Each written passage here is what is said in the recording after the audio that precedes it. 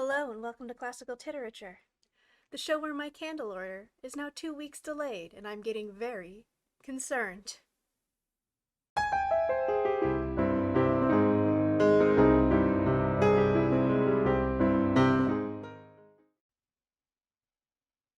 The last time we met Alice, she ran into Tweedledum and Tweedledee and agreed to watch their battle.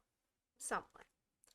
She also met the White Queen, who is still very much out of sorts, a sheep who could knit, and Humpty Dumpty.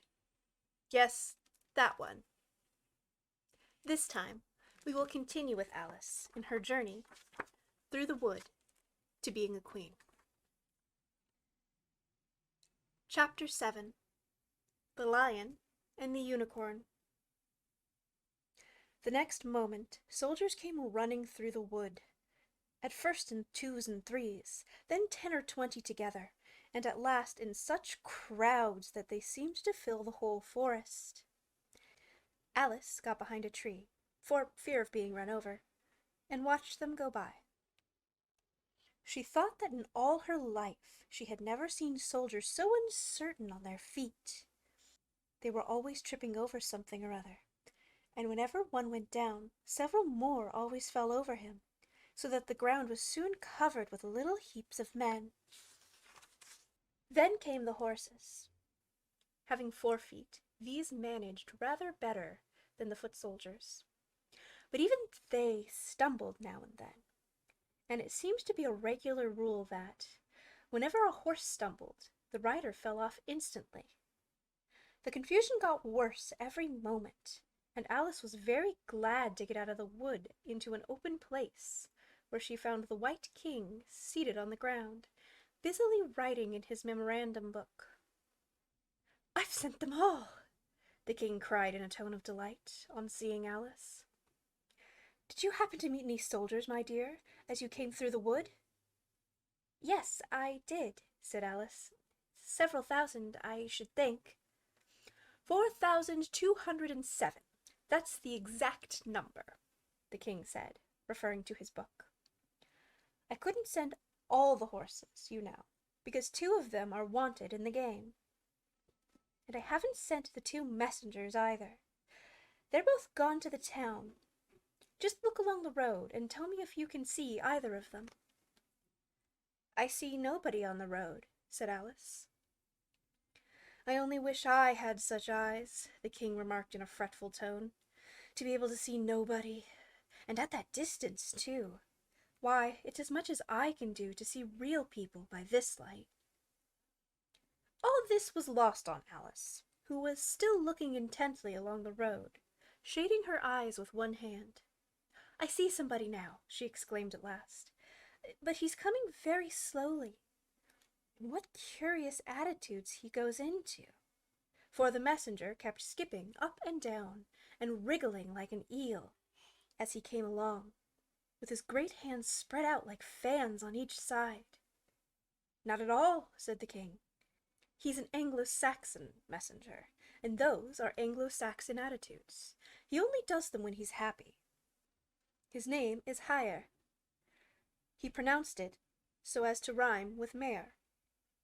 "I love my name with an H," Alice couldn't help beginning, "because he is happy. I hate him with an H, because he is hideous. I fed him with ham sandwiches and hay. His name is Hea, and he lives on the hill," the king remarked simply, without the least idea that he was joining in the game, while Alice was still hesitating for the name of a town beginning with H. "The other message is called Hatta. I must have 2, you know, to come and go. One to come and one to go." "I beg your pardon," said Alice. "It isn't respectable to beg," said the king. "I only meant that I didn't understand," said Alice. "Why, one to come and one to go?" "Don't I tell you?" the king repeated impatiently. "I must have 2 to fetch and carry. One to fetch and one to carry." At this moment the messenger arrived. He was far too much out of breath to say a word, and could only wave his hands about and make the most fearful faces at the poor king. "This young lady loves you with an H," the king said. introducing Alice in the hope of turning off the messenger's attention from himself. But it was of no use. The Anglo-Saxon attitudes only got more extraordinary every moment, while the great eyes rolled wildly from side to side. "You alarm me," said the king. "I feel faint. Give me a ham sandwich." On which the messenger, to Alice's great amusement, opened a bag that hung round his neck, and handed a sandwich to the king, who devoured it greedily. "Another sandwich," said the king. "There's nothing but hay left now," the messenger said, peeping into the bag. "Hay, then," the king muttered in a faint whisper. Alice was glad to see that it revived him a good deal. "There's nothing like eating hay when you're faint," he remarked to her as he munched away. "I should think throwing cold water over you would be better," Alice suggested. "Or some sal volatile." "I didn't say there was nothing better," the king replied. "I said there was nothing like it." Which Alice did not venture to deny. "Who did you pass on the road?" the king went on, holding out his hand to the messenger for some hay. "Nobody," said the messenger. "Quite right," said the king. "This young lady saw him too.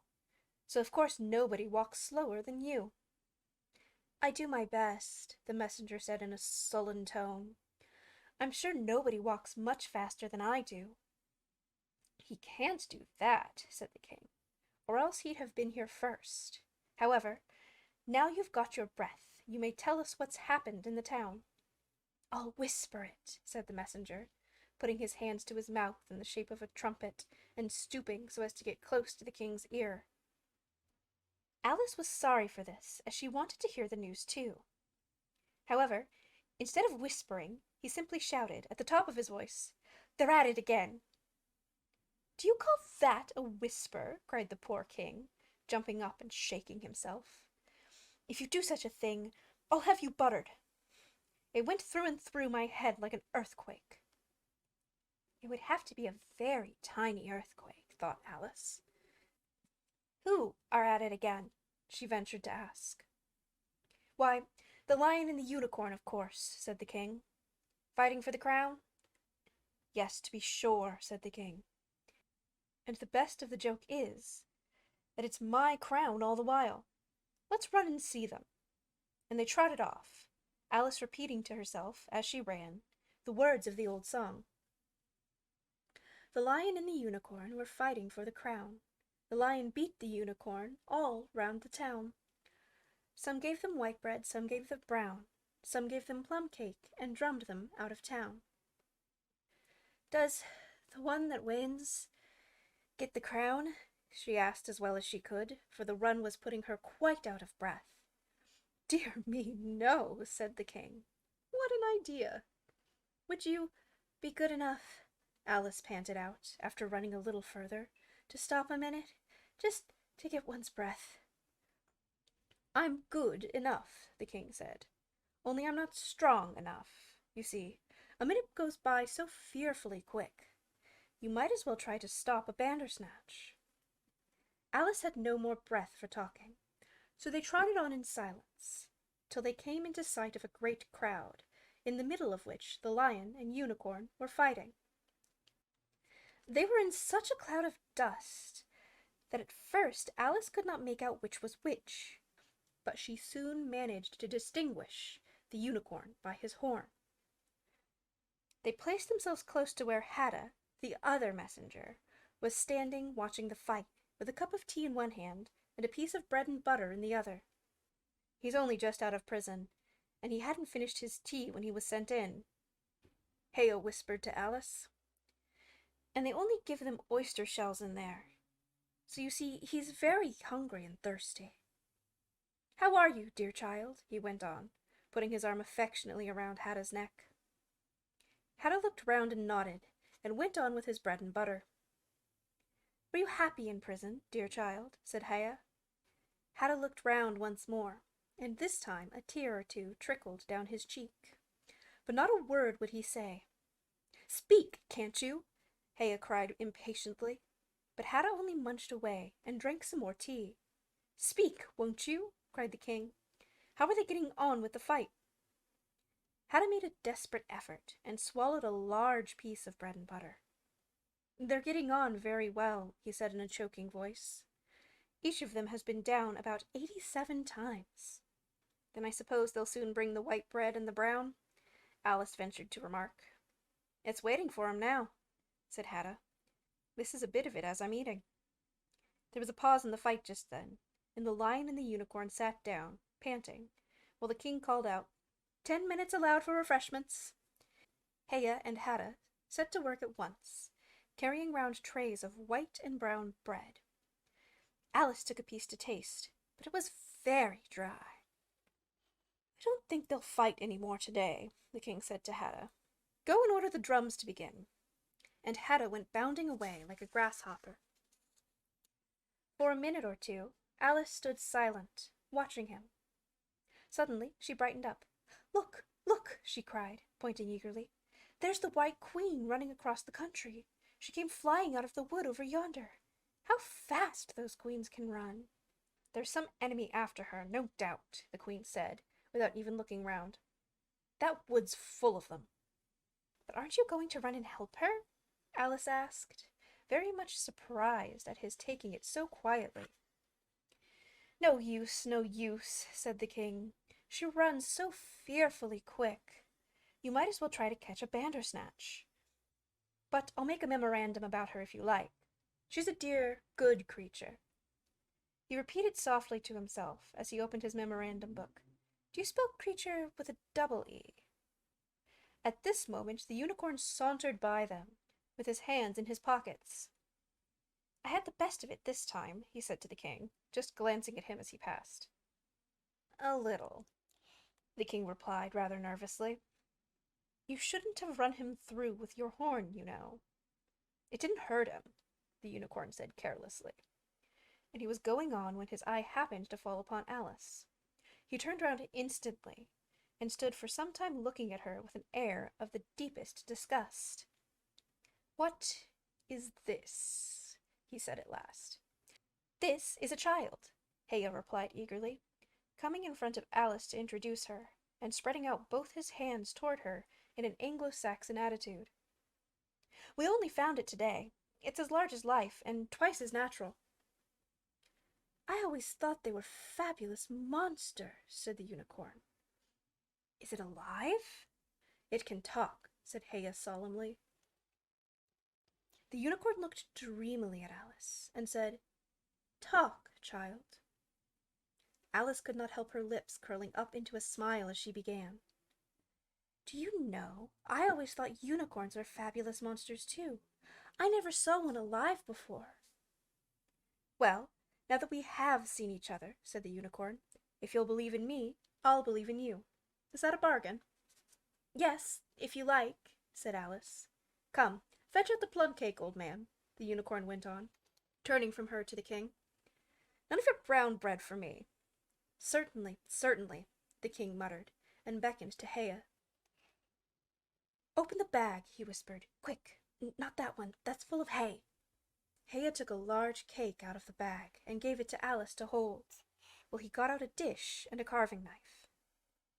How they all came out of it, Alice couldn't guess. It was just like a conjuring trick, she thought. The lion had joined them while this was going on. He looked very tired and sleepy, and his eyes were half shut. "What's this?" he said, blinking lazily at Alice, and speaking in a deep, hollow tone that sounded like the tolling of a great bell. "And what is it now?" the unicorn cried eagerly. "You'll never guess.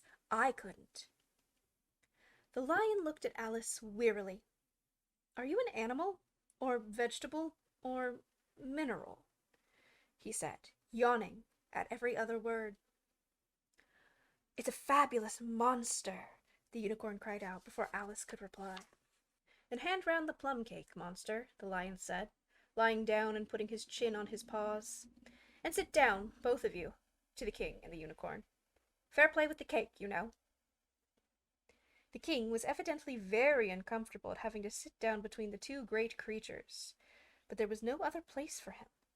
"What a fight we might have for the crown now," the unicorn said, looking slyly up at the crown, while the poor king was nearly shaking off his head, he trembled so much. I should win easy, said the lion. I'm not so sure of that, said the unicorn. Why, I beat you all round the town, you chicken, the lion replied angrily, half getting up as he spoke. Here, the king interrupted, to prevent the quarrel going on. He was very nervous, and his voice quite quivered. All round the town, he said. That's a good long way. Did you go by the old bridge, or the marketplace? You get the best view by the old bridge. I'm sure I don't know, the lion growled out as he lay down again. There was too much dust to see anything. What a time the monster is, cutting up that cake. Alice had seated herself on the bank of a little brook, with a great dish on her knees, and was sawing away diligently with the knife. It's very provoking, she said, in reply to the lion. She was getting quite used to being called the monster. I've cut several slices already, but they always join on again. You don't know how to manage looking-glass cakes, the unicorn remarked. Hand it round first, and cut it afterwards. This sounded nonsense, but Alice very obediently got up and carried the dish round, and the cake divided itself into 3 pieces as she did this. Now cut it up, said the lion, as she returned to her place with the empty dish. I say, this isn't fair, cried the unicorn, as Alice sat with the knife in her hand, very much puzzled how to begin. The monster's given the lion twice as much as me. She's kept none for herself, anyhow, said the lion. Do you like plum cake, monster? But before Alice could answer him, the drums began. Where the noise came from she couldn't make out. The air seemed full of it, and it rang through and through her head till she felt quite deafened. She started to her feet and sprang across the little brook in her terror, and had just time to see the lion and the unicorn rise to their feet, with angry looks at being interrupted in their feast, before she dropped to her knees and put her hands over her ears, vainly trying to shut out the dreadful uproar. If that doesn't drum them out of town, she thought to herself, nothing ever will. Chapter 8. It's My Own Invention. After a while, the noise seemed gradually to die away, till all was dead silence, and Alice lifted up her head in some alarm. There was no one to be seen, and her first thought was that she must have been dreaming about the lion and the unicorn, and those queer Anglo-Saxon messengers. However, there was a great dish still lying at her feet, on which she had tried to cut the plum cake. So I wasn't dreaming after all, she said to herself, unless we're all part of the same dream. Only I do hope it's my dream and not the Red King's. I don't like belonging to another person's dream, she went on in a rather complaining tone. I've a great mind to go and wake him and see what happens. At this moment her thoughts were interrupted by a loud shouting of "Ahoy! Ahoy! Check!" And a knight, dressed in crimson armor, came galloping down upon her, brandishing a great club. Just as he reached her, the horse stopped suddenly. "You are my prisoner," the knight cried, as he tumbled off his horse. Startled as she was, Alice was more frightened for him than for herself at the moment, and watched him with some anxiety as he mounted again. As soon as he was comfortably in the saddle, he began once more. "You're my—" But here another voice broke in. "Ahoy! Ahoy! Check!" And Alice looked round in some surprise for the new enemy. This time it was a white knight. He drew up at Alice's side, and tumbled off his horse, just as the red knight had done. Then he got on again, and the 2 knights sat and looked at each other for some time without speaking. Alice looked from one to the other in some bewilderment. "She's my prisoner, you know," the red knight said at last. "Yes, but then I came and rescued her," the white knight replied. "Well, we must fight for her then," said the red knight, as he took up his helmet, which hung from the saddle and was something the shape of a horse's head, and put it on.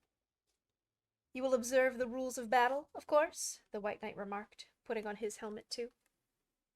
"I always do," said the red knight, and they began banging away at each other with such fury that Alice got behind a tree to be out of the way of the blows. "I wonder now what the rules of battle are," she said to herself, as she watched the fight timidly peeping out from her hiding place. One rule seems to be that if one knight hits the other, he knocks him off his horse, and if he misses, he tumbles off himself. And another rule seems to be they hold their clubs with their arms, as if they were Punch and Judy. What a noise they make when they tumble! Why, just like a whole set of fire irons falling into the fender. And how quiet the horses are! They let them get on and off them just as if they were tables. Another rule of battle that Alice had not noticed seemed to be that they always fell on their heads, and the battle ended with their both falling off in this way, side by side. When they got up again, they shook hands, and then the Red Knight mounted and galloped off. "It was a glorious victory, wasn't it?" said the White Knight, as he came up panting. "I don't know," Alice said doubtfully. "I don't want to be anybody's prisoner. I want to be a queen." "So you will, when you've safely crossed the next brook," said the White Knight. "I'll see you safe to the end of the wood, and then I must go back, you know. That's the end of my move." "Thank you very much," said Alice. "May I help you off with your helmet?" It was evidently more than he could manage by himself. However, she managed to shake him out of it at last. "Now one can breathe more easily," said the knight, putting back his shaggy hair with both hands, and turning his gentle face and large, mild eyes to Alice. She thought she had never seen such a strange-looking soldier in all her life. He was dressed in tin armor, which seemed to fit him very badly, and he had a queer-shaped little deal box fastened across his shoulders, upside down, and with the lid hanging open. Alice looked at it with great curiosity. "I see you're admiring my little box," the knight said in a friendly tone. "It's my own invention, to keep clothes and sandwiches in. You can see I carry it upside down, so that the rain can't get in." "But the things can get out," Alice gently remarked. "Do you know the lid's open?" "I didn't know it," the knight said, a shade of vexation passing over his face. "Then all the things must have fallen out, and the box is no use without them." He unfastened it as he spoke, and was just going to throw it into the bushes when a sudden thought seemed to strike him, and he hung it carefully on a tree. "Can you guess why I did that?" he said to Alice. Alice shook her head. "In hopes some bees might make a nest in it. Then I should get the honey." "But you've got a beehive, or something like one, fastened to the saddle." "Yes, it's a very good beehive," the knight said in a discontented tone. "One of the best kind, but not a single bee has come near it yet. And the other thing is a mouse trap. I suppose the mice keep the bees out, or the bees keep the mice out. I don't know which." "I was wondering what the mouse trap was for," said Alice. "It isn't very likely that there would be any mice on the horse's back." "Not very likely, perhaps," said the knight, "but if they do come, I don't choose to have them running all about. You see," he went on after a pause, "it's as well to be provided for everything. That's the reason the horse has all those anklets round his feet." "But what are they for?" Alice asked in a tone of great curiosity. "To guard against the bites of sharks," the knight replied. "It's an invention of my own. And now, help me on. I'll go with you to the end of the wood. What's that dish for?" "It's meant for plum cake," said Alice. "We'd better take it with us," the knight said. "It'll come in handy if we find any plum cake. Help me get it into this bag." This took a very long time to manage, though Alice held the bag open very carefully, because the knight was so very awkward in putting in the dish. The first 2 or 3 times that he tried, he fell in himself instead. "It's a rather tight fit, you see," he said, as they got it in at last. "There are so many candlesticks in the bag." And he hung it to the saddle, which was already loaded with bunches of carrots and fire irons and many other things. "I hope you've got your hair well fastened on," he continued as they set off. "Only in the usual way," Alice said, smiling. "That's hardly enough," he said anxiously. "You see, the wind is so very strong here. It's as strong as soup." Have you invented a plan for keeping the hair from being blown off? Alice inquired. Not yet, said the knight, but I've got a plan for keeping it from falling off. I should like to hear it very much. First, you take an upright stick, said the knight. Then, you make your hair creep up it like a fruit tree. Now, the reason hair falls off is because it hangs down. Things never fall upwards, you know. It's a plan of my own invention. You may try it if you like. It didn't sound like a comfortable plan, Alice thought, and for a few minutes she walked on in silence, puzzling over the idea, and every now and then stopping to help the poor knight, who certainly was not a good rider.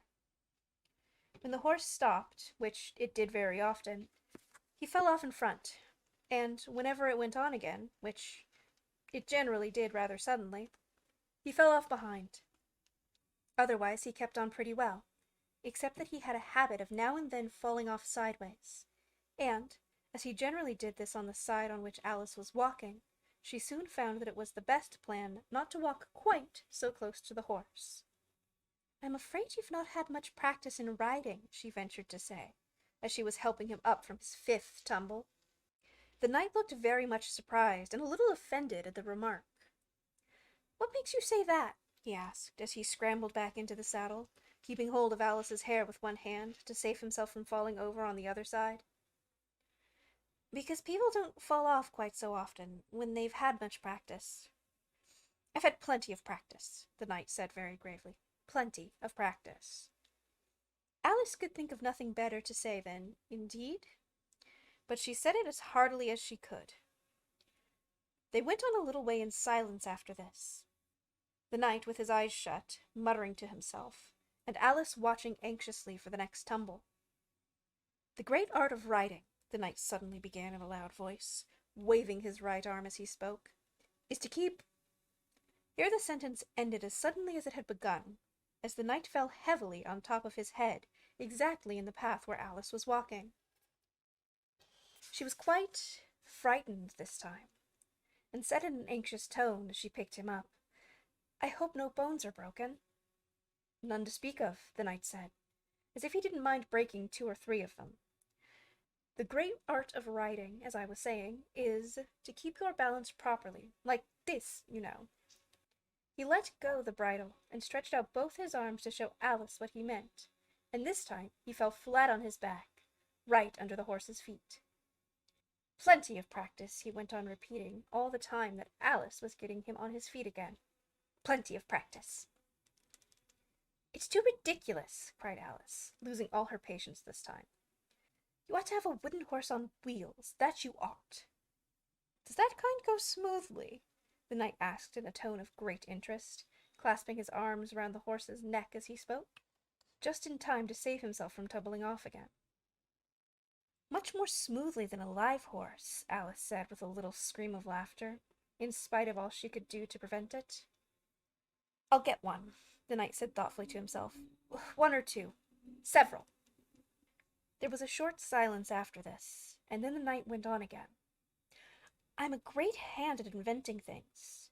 Now, I dare say you noticed, the last time you picked me up, that I was looking rather thoughtful. You were a little grave, said Alice. Well, just then I was inventing a new way of getting over a gate. Would you like to hear it? Very much indeed, Alice said politely. I'll tell you how I came to think of it, said the knight. You see, I said to myself, the only difficulty is with the feet. The head is high enough already. Now first, I put my head on the top of the gate. Then the head's high enough. Then I stand on my head. Then the feet are high enough, you see. Then I'm over. You see? Yes, I suppose you'd be over when that was done, Alice said thoughtfully. But don't you think it would be rather hard? I haven't tried it yet, the knight said gravely, so I can't tell for certain, but I'm afraid it would be a little hard. He looked so vexed at the idea that Alice changed the subject hastily.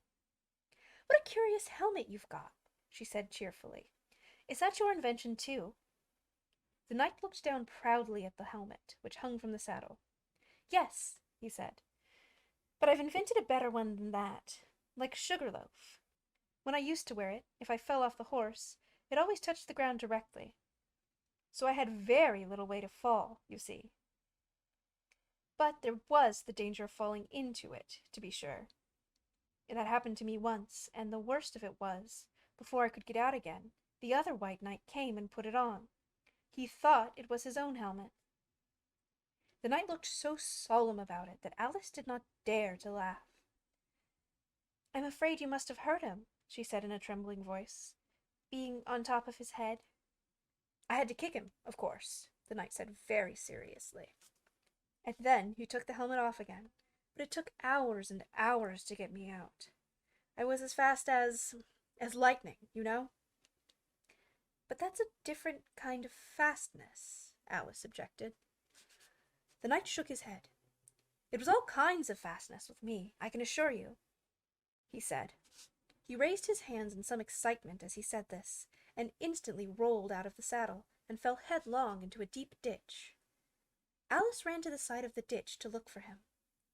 She was rather startled by the fall, as for some time he had kept on very well, and she was afraid that he really was hurt this time. However, though she could see nothing but the soles of his feet, she was very much relieved to hear that he was talking on in his usual tone. "All kinds of fastness," he repeated.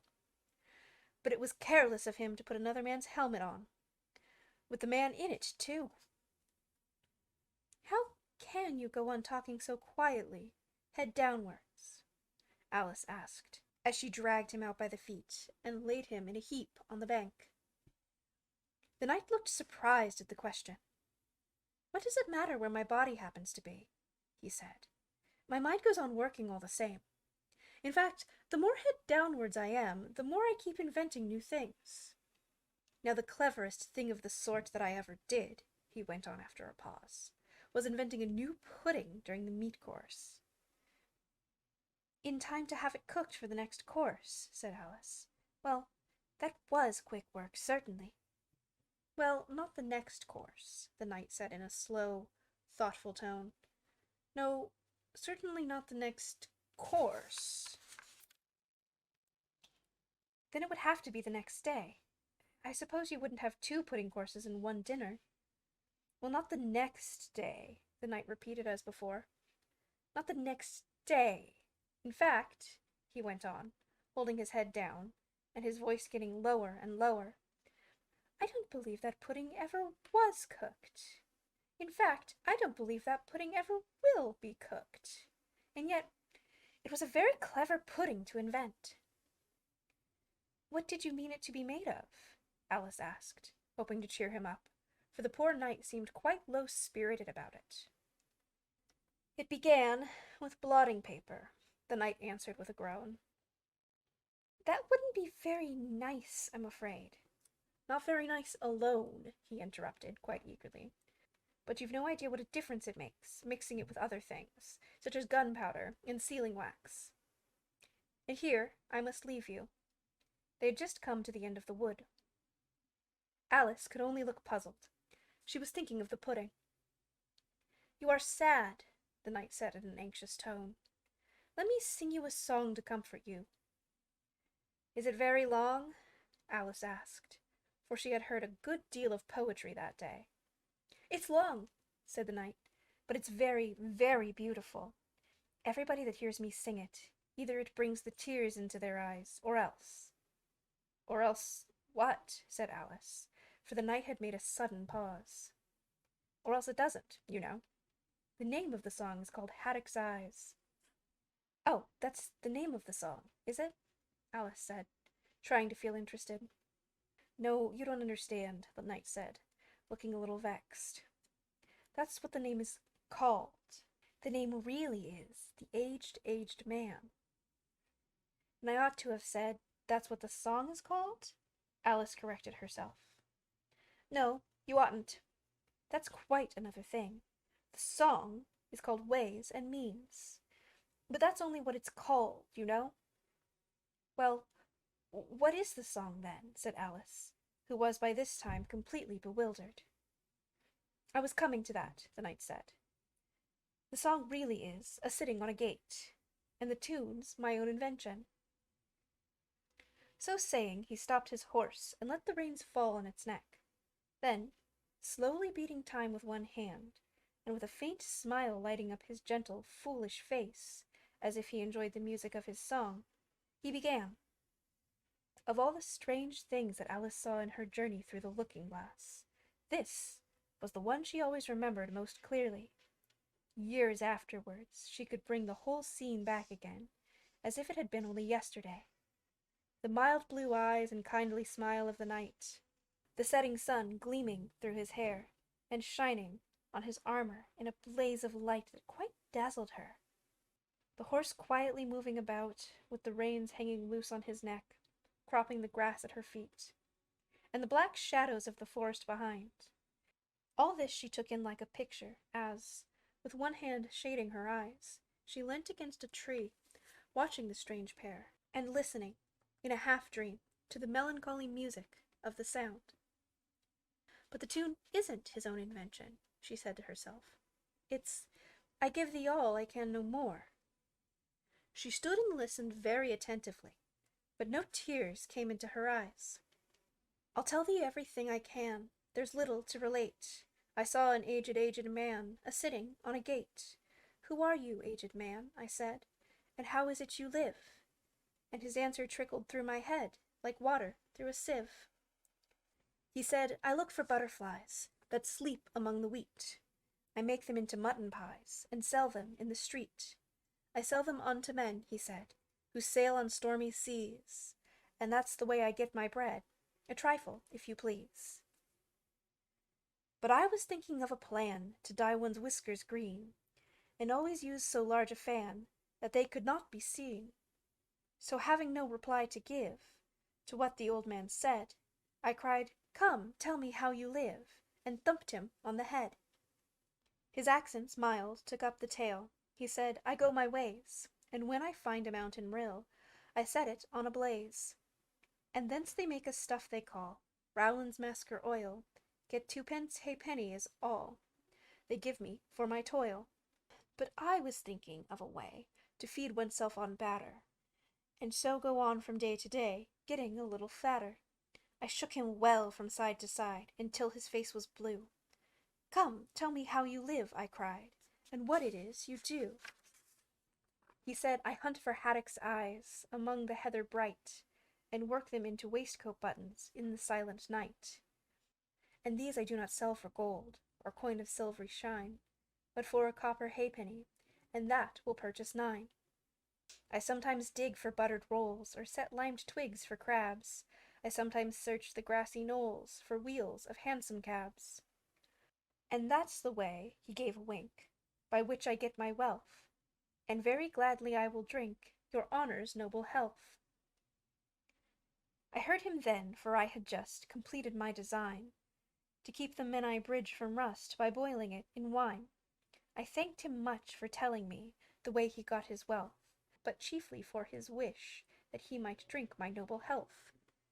And now if ever by chance I put my fingers into glue, or madly squeeze a right-hand foot into a left-hand shoe, or if I drop upon my toe a very heavy weight, I weep, for it reminds me so of that old man I used to know, whose look was mild, whose speech was low, whose hair was whiter than the snow, whose face was very like a crow, with eyes like cinders all aglow, who seemed distracted with his woe, who rocked his body to and fro, and muttered mumblingly and low, as if his mouth were full of dough, who snorted like a buffalo, that summer evening long ago, a-sitting on a gate."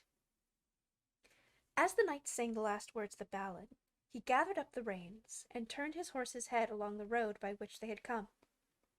"You've only a few yards to go," he said, "down the hill and over that little brook, and then you'll be a queen.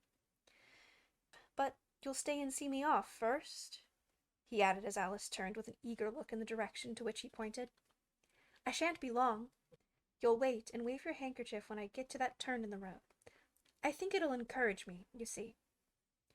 "Of course I'll wait," said Alice. "And thank you very much for coming so far, and for the song. I liked it very much." "I hope so," the knight said doubtfully. But you didn't cry so much as I thought you would." So they shook hands, and then the knight rode slowly away into the forest. "It won't take long to see him off, I expect," Alice said to herself, as she stood watching him. "There he goes, right on his head as usual. However, he gets on again pretty easily. That comes of having so many things hung round the horse." So she went on talking to herself, as she watched the horse walk leisurely along the road, and the knight tumbling off, first on one side and then the other. After the fourth or fifth tumble he reached the turn, and then she waved her handkerchief to him and waited till he was out of sight. "I hope it encouraged him," she said, as she turned to run down the hill.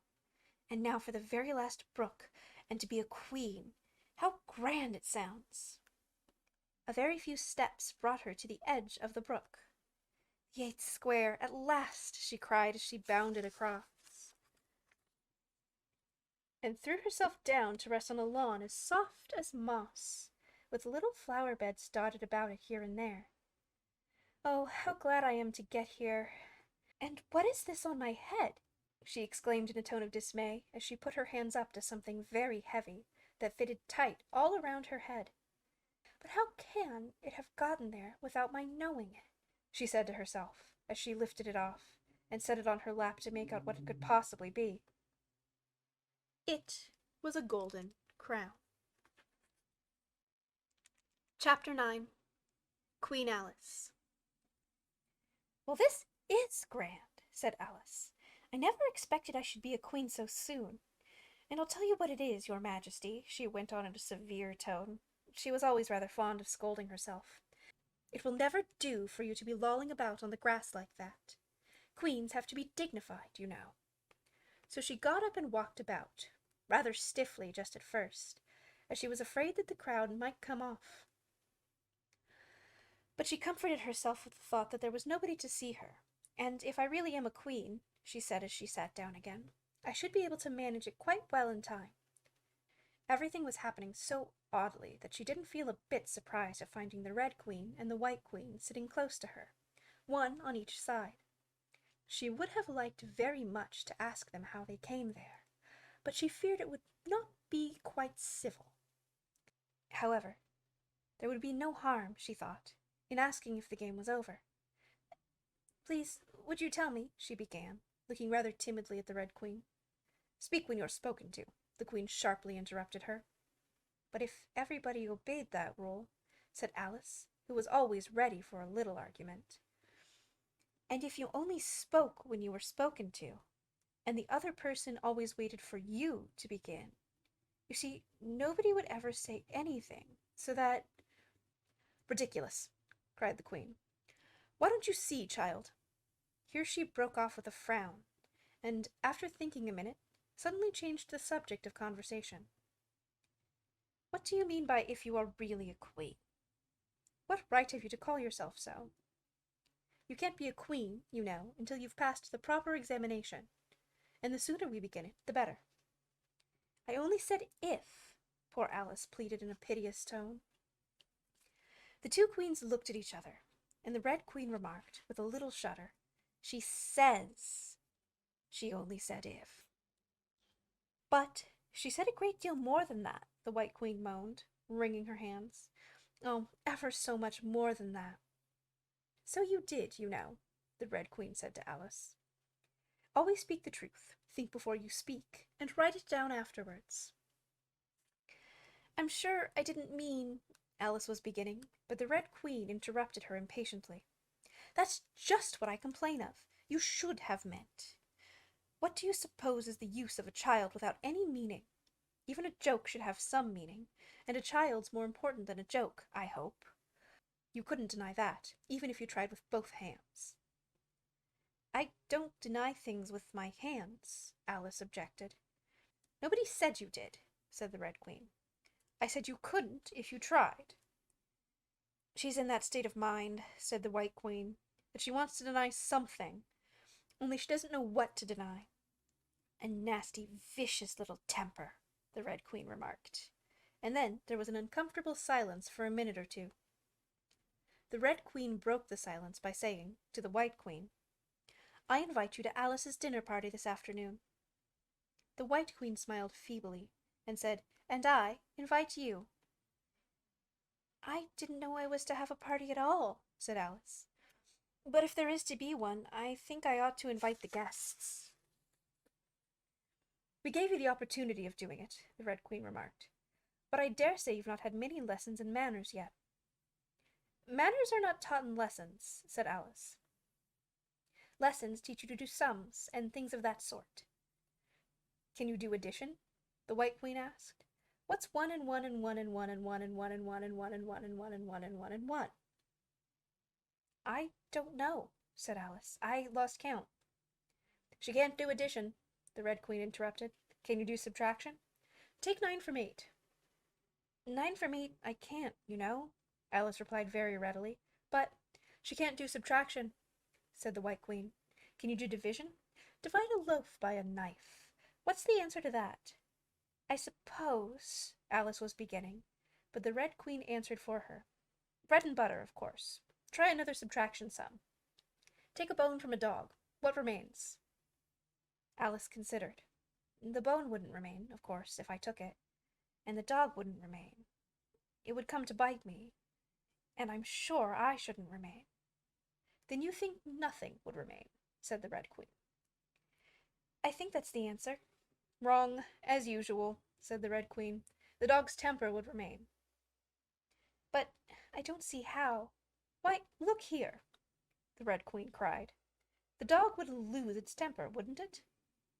"Perhaps it would," Alice replied cautiously. "Then, if the dog went away, its temper would remain," the Queen exclaimed triumphantly. Alice said, as gravely as she could, they might go different ways. But she couldn't help thinking to herself, what dreadful nonsense we are talking. "She can't do sums a bit," the Queen said together, with great emphasis. "Can you do sums?" Alice said, turning suddenly on the White Queen, for she didn't like being found fault with so much. The Queen gasped and shut her eyes. "I can do addition," she said, "if you give me time. But I can't do subtraction under any circumstances." "Of course you know your ABC?" said the Red Queen. "To be sure I do," said Alice. "So do I," the White Queen whispered. "We'll often say it over together, dear. And I'll tell you a secret. I can read words of one letter. Isn't that grand? However, don't be discouraged. You'll come to it in time." Here the Red Queen began again. "Can you answer useful questions?" she said. "How is bread made?"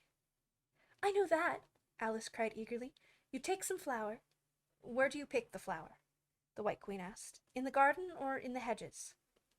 "Well, it isn't picked at all," Alice explained. "It's ground."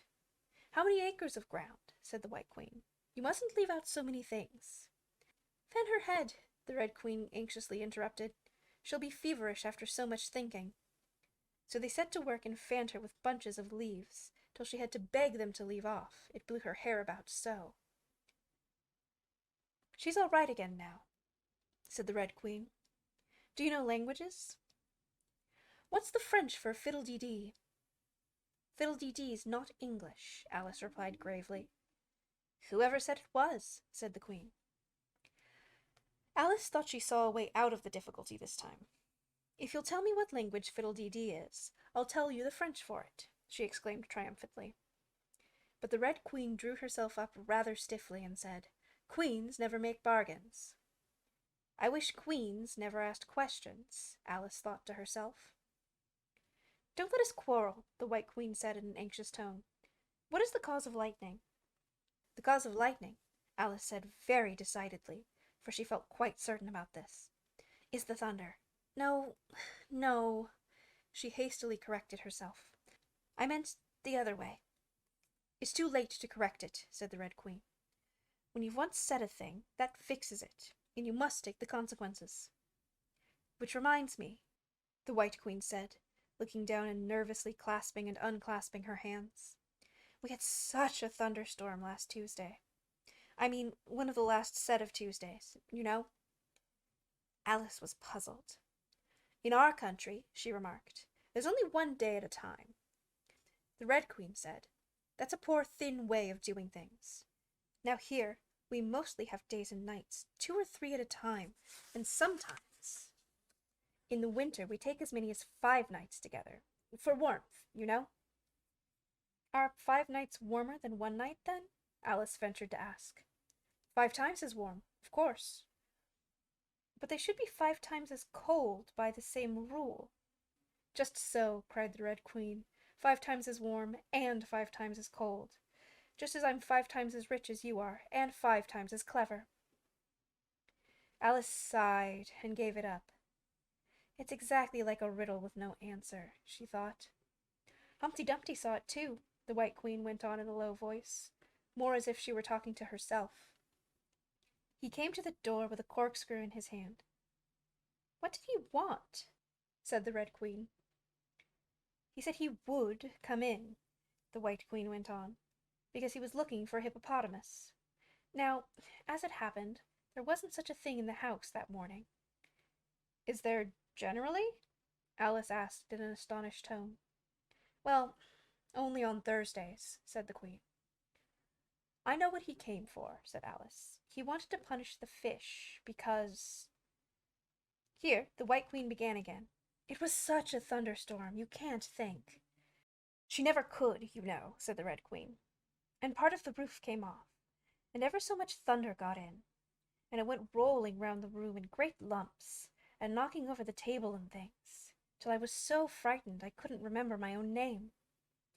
Alice thought to herself, "I never should try to remember my name in the middle of an accident. Where would be the use in it?" But she did not say this aloud, for fear of hurting the poor Queen's feelings. "Your Majesty must excuse her," the Red Queen said to Alice, taking one of the White Queen's hands in her own, and gently stroking it. "She means well, but she can't help saying foolish things, as a general rule."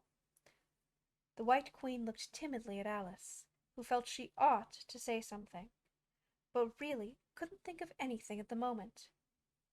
"She never was really well brought up," the Red Queen went on, "but it's amazing how good-tempered she is. Pat her on the head and see how pleased she'll be." But this was more than Alice had courage to do.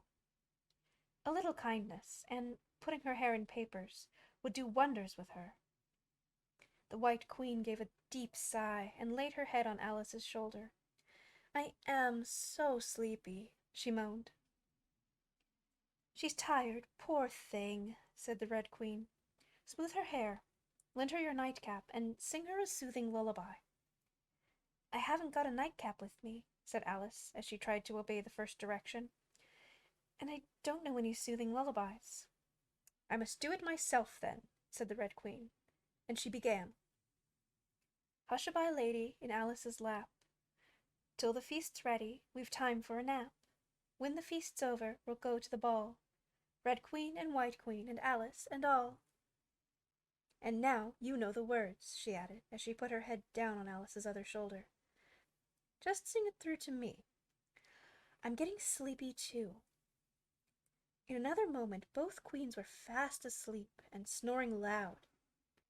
"What am I to do?" exclaimed Alice, looking about in great perplexity, as first one round head, and then the other, rolled down from her shoulder, and lay like a heavy lump in her lap.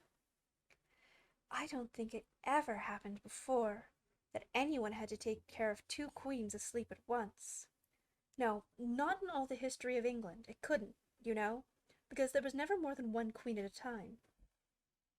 Do wake up, you heavy things," she went on in an impatient tone.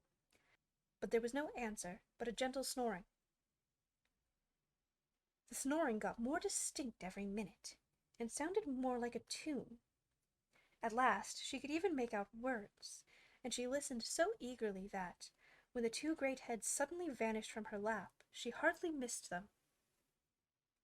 She was standing before an arched doorway, over which were the words "Queen Alice" in large letters, and on each side of the arch there was a bell handle, one marked "Visitor's Bell," and the other "Servant's Bell." "I'll wait till the song's over," thought Alice, "and then I'll ring the... Which bell must I ring?" she went on, very much puzzled by the names. I'm not a visitor, and I'm not a servant. There ought to be one marked Queen, you know." Just then the door opened a little way, and a creature with a long beak put its head out for a moment and said, "No admittance till the week after next," and shut the door again with a bang. Alice knocked and rang in vain for a very long time. But at last a very old frog, who was sitting under a tree, got up and hobbled slowly towards her. He was dressed in bright yellow and had enormous boots on. "What is it now?" the frog said in a deep, hoarse whisper. Alice turned round, ready to find fault with anybody. "Where's the servant whose business it is to answer the door?" she began angrily. "Which door?" said the frog. Alice almost stamped with irritation at the slow drawl in which he spoke. "This door, of course." The frog looked at the door with his large, dull eyes for a minute. Then he went nearer and rubbed it with his thumb, as if he were trying whether the paint would come off. Then he looked at Alice. "To answer the door," he said. "What's it being asked of?" He was so hoarse that Alice could scarcely hear him. "I don't know what you mean," she said. "I speaks English, doesn't I?" The frog went on. "Or are you deaf? What did it ask you?" "Nothing," Alice said impatiently. "I've been knocking at it." "Shouldn't do that, shouldn't do that," the frog muttered. "Waxes it, you know." Then he went up and gave the door a kick with one of his great feet. "You let it alone," he panted out, as he hobbled back to his tree, "and it'll let you alone, you know." At this moment the door was flung open, and a shrill voice was heard singing. To the looking-glass world it was Alice that said, "I've a sceptre in hand, I've a crown on my head. Let the looking-glass creatures, whatever they be, come and dine with the Red Queen, the White Queen, and me." And hundreds of voices joined in the chorus. "Then fill up the glasses as quick as you can, and sprinkle the table with buttons and bran. Put cats in the coffee and mice in the tea, and welcome Queen Alice with 30 times 3. Then, following a confused note of cheering, and Alice thought to herself, 30 times 3 makes 90. I wonder if anyone's counting. In a minute there was silence again, and the same shrill voice sang another verse. "O looking-glass creatures," quoth Alice, "draw near. 'Tis an honour to see me, a favour to hear. 'Tis a privilege high to have dinner and tea, along with the Red Queen, the White Queen, and me." Then came the chorus again. "They fill up the glasses with treacle and ink, or anything else that is pleasant to drink. Mix sand with the cider and wool with the wine, and welcome Queen Alice with 90 times 9. 90 times 9, Alice repeated in despair. "Oh, that'll never be done. I'd better go in at once."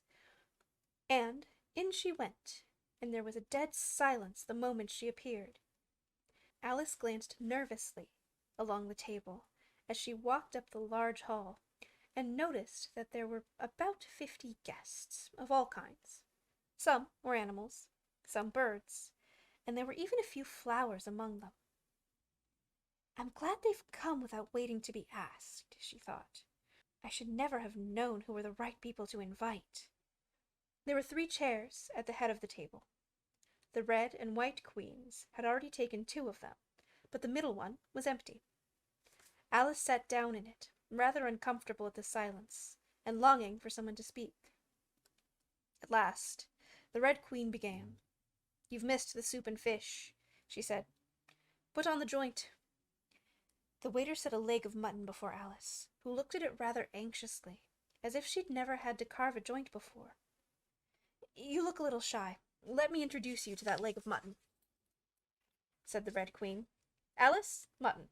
Mutton, Alice." The leg of mutton got up in the dish and made a little bow to Alice, and Alice returned the bow, not knowing whether to be frightened or amused. "May I give you a slice?" she said, taking up the knife and fork, and looking from one queen to another.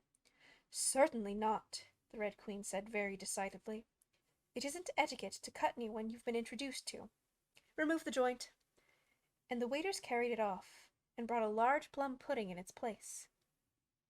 I won't be introduced to the pudding, please, Alice said rather hastily, or we shall get no dinner at all. May I give you some?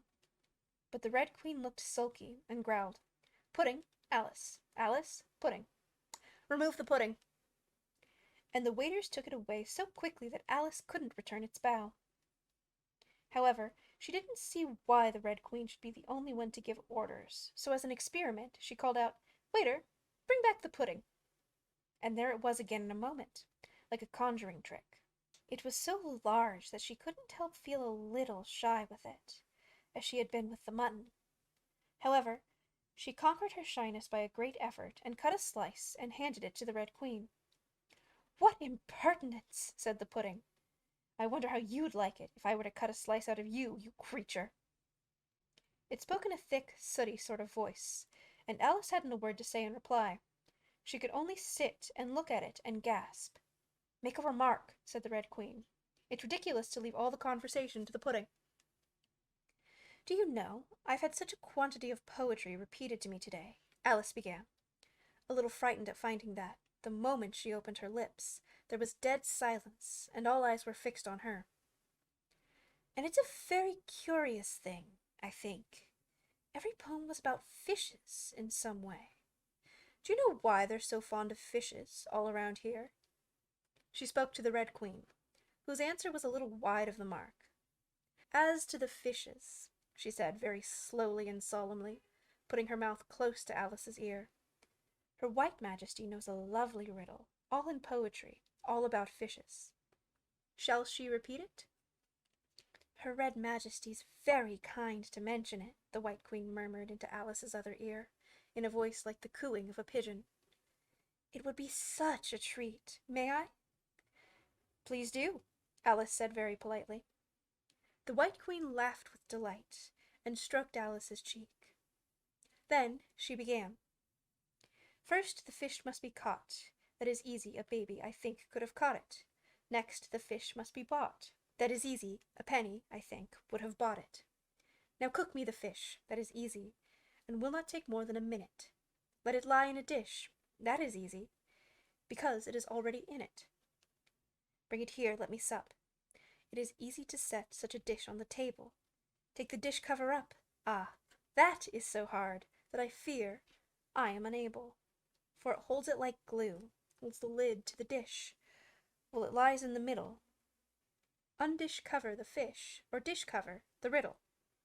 Take a minute to think about it, and then guess, said the Red Queen. Meanwhile, we'll drink your health.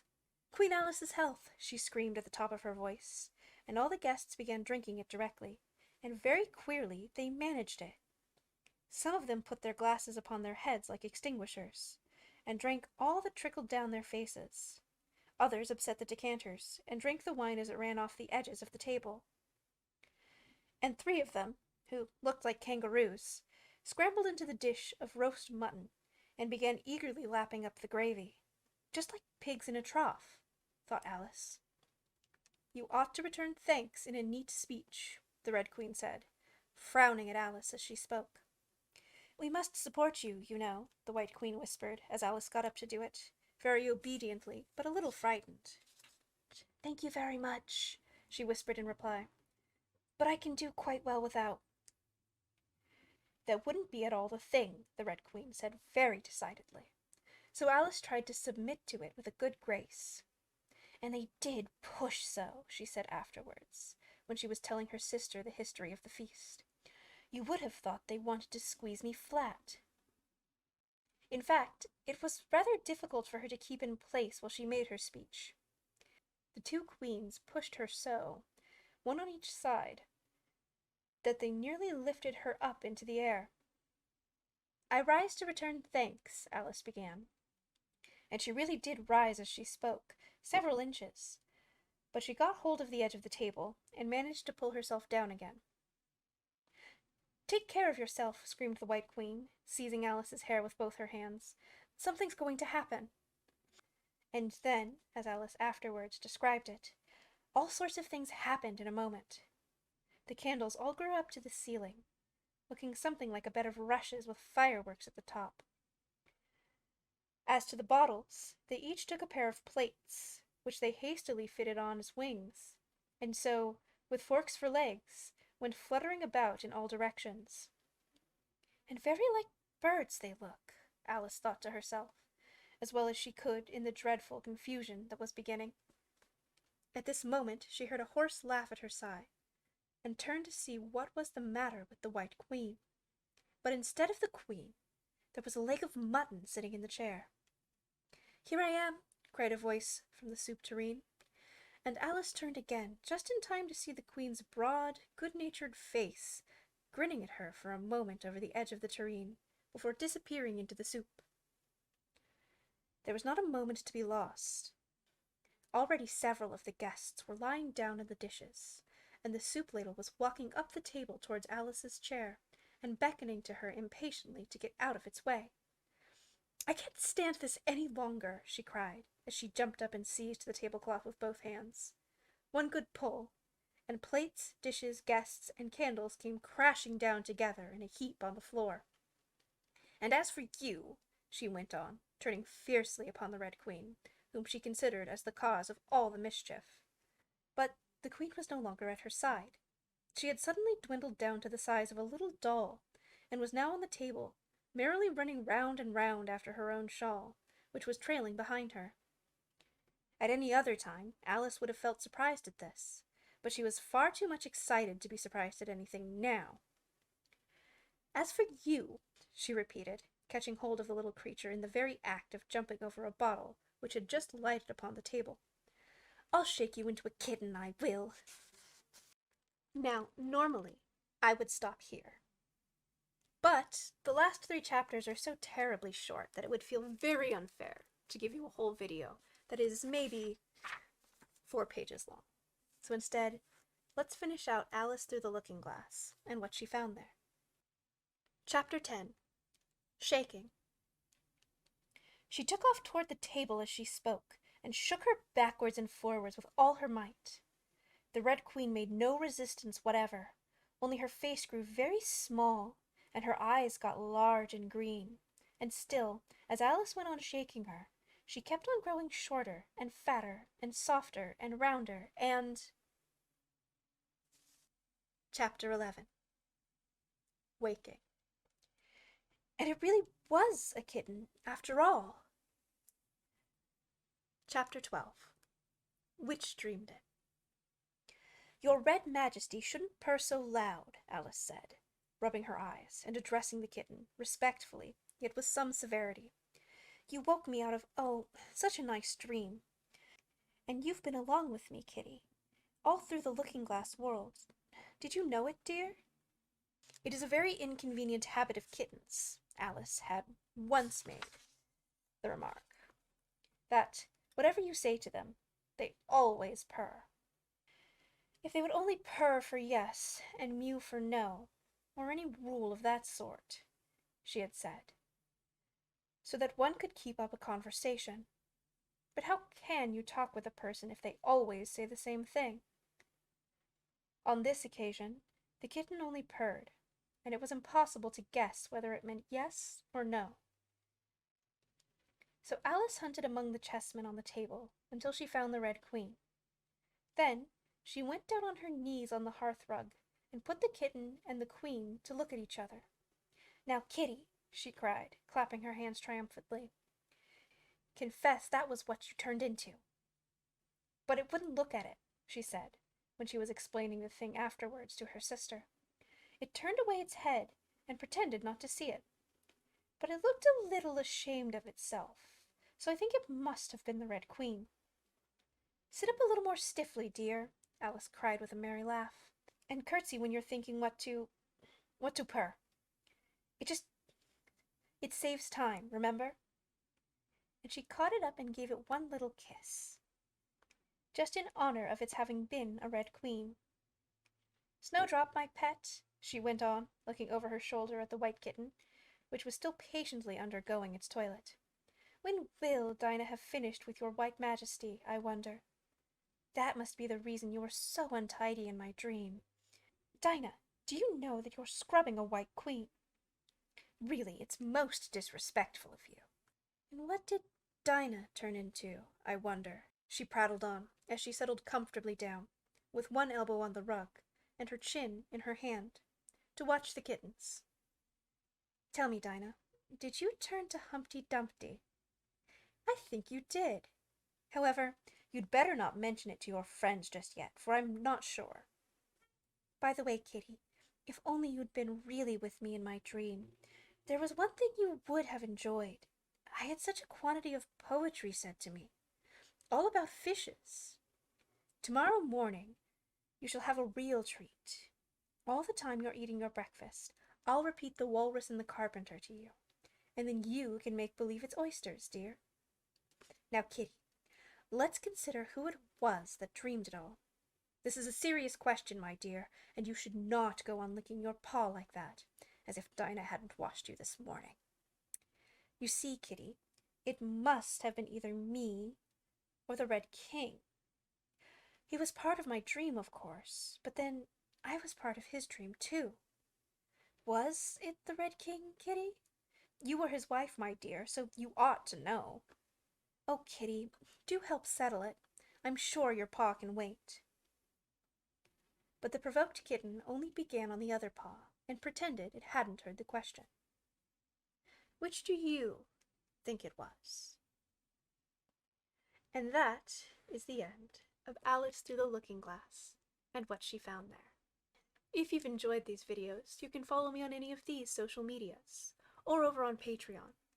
Patrons get benefits like their name in the credits, and sometimes bonus content. This has been Classical Titerature. Thanks for watching. I would also like to give extra special thanks to Bummington, the member of our bibliophile tier.